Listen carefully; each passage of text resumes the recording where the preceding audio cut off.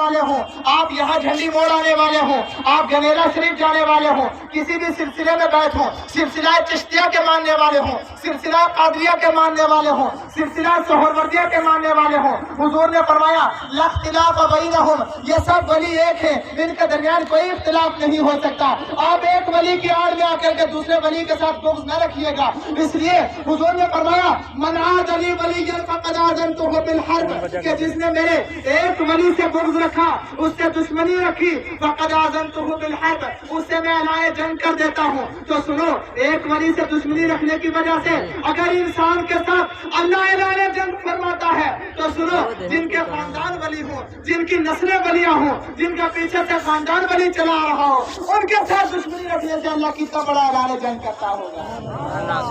حضور نے فرمایا قلوبہم قلب واحد، ان کا دل ایک دل کی طرح ہے، ان کا دل ایک دل ہے۔ اور وہ کیا کہتے ہیں اللہ کے ولی؟ میں نے شروع میں کہا کہ اللہ کے ولیوں کے پاس آنے کا مقصد نماز اور روزہ ہونا چاہیے، اچھی نیتیں ہونی چاہیے۔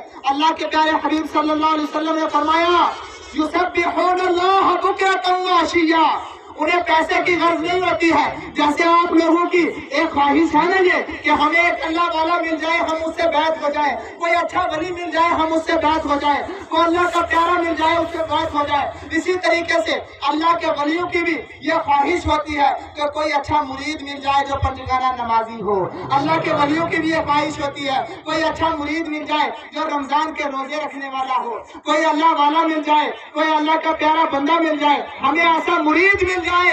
ارے پیر بھی اپنے مریدوں پر فخر کرتے ہیں، جیسے آپ کہتے ہیں ہم میاں بشیر صاحب سے مرید ہیں، آپ کہتے ہیں ہمارے دادا میاں اسماعیل صاحب سے مرید تھے، آپ کہتے ہیں ہم باجی شفیع صاحب سے مرید ہیں۔ اسی طریقے سے پیر بھی اپنے مرید کے اوپر قیامت کے دن فخر کرے گا اور کہے گا سنو وہ میرا مرید آ رہا ہے جس نے دنیا میں رہ کر کبھی، حضور صلی اللہ علیہ وسلم نے بھی اپنے صحابہ کو یہ درس دیا تھا۔ حضور نے ایک صحابی سے کہا کہ سنو کیا چاہتے ہو؟ کہا میں آپ کا قرب چاہتا ہوں آخرت میں۔ تو حضور نے فرمایا سنو اگر میرا قرب چاہتے ہو تو نمازوں سے اور نوافل سے میرا ساتھ دینا تو قیامت کے دن تم میرے قریب ہوگے۔ اگر تم چاہتے ہو کہ اللہ کے ولیوں کے قریب رہو، اللہ کے ولیوں کے ساتھ رہو، اللہ کے ولیوں کے ساتھ تمہارا حشر ہو، تمہاری دنیا اور آخرت بہتر ہو، تو اس کے لیے آپ لوگوں کو نمازوں کی پابندی کرنی پڑے گی۔ اللہ تبارک و تعالی ہم سب کو کہنے سننے سے زیادہ عمل کرنے کی توفیق عطا فرمائے۔ یہ اللہ کے ولی وہ ہوتے ہیں یسبحون اللہ بکرۃ وعشیا،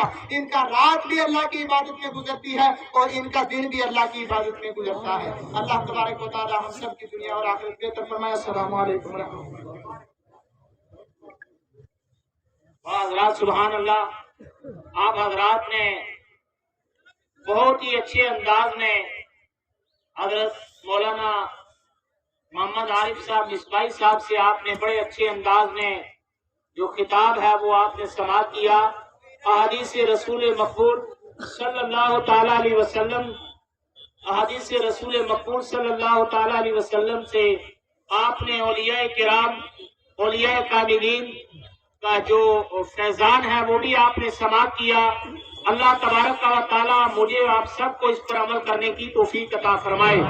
حضرات آپ جو حضرات پیچھے کھڑے ہیں، میری آپ سے پھر اپیل ہے، ادھر وہاں سے باجی صاحب کے پاس سے اشارہ کر رہے ہیں، آپ تمام حضرات سے میری اپیل ہے کہ آپ حضرات بیٹھ جائیں، جو آپ بیٹھ سکتے ہیں وہ بیٹھیں۔ اس کے بعد ادھر بیچ میں کچھ جگہ خالی ہے، آپ ادھر کچھ حضرات آ جائیں، جو یہاں پر کھڑے ہیں آپ سے میری گزارش ہے آپ جہاں جہاں کھڑے ہیں یہیں پر آپ بیٹھ جائیں تاکہ پیچھے والے حضرات کو بھی دقت نہ آئے۔ اب آپ حضرات کے سامنے حضرت مولانا محمد یوسف صاحب آپ حضرات کے سامنے تشریف لا رہے ہیں، نعرہ تکبیر اور نعرہ رسالت سے ان کا استقبال کریں۔ نعرہ تکبیر، نعرہ رسالت، فیضان اولیاء کرام، فیضان خضر علیہ السلام، فیضان حضرت قبلہ باجی اسماعیل صاحب، نعرہ تکبیر۔